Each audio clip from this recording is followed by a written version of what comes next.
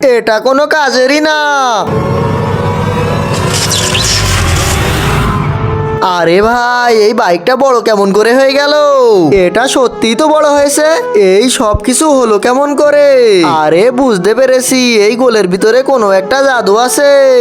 আরে এখন তো আমার মজাই মজা, ছোট কাঠ দিব বড় হয়ে যাবে, তাড়াতাড়ি বাড়ি থেকে নিয়ে আসি।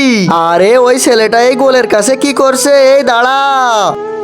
আরে ভাই, কি হয়েছে তাড়াতাড়ি বল। তুই গাছটা এখানে কেন লাগাসি? অন্য জায়গায় লাগাতে পারিস না? আরে তোর কথা আমি শুনবো কেন? এমনিতেই অনেক গরম পড়ছে, আমি তাড়াতাড়ি গাছটা এখান থেকে লাগিয়ে এখান থেকে চলে যাব।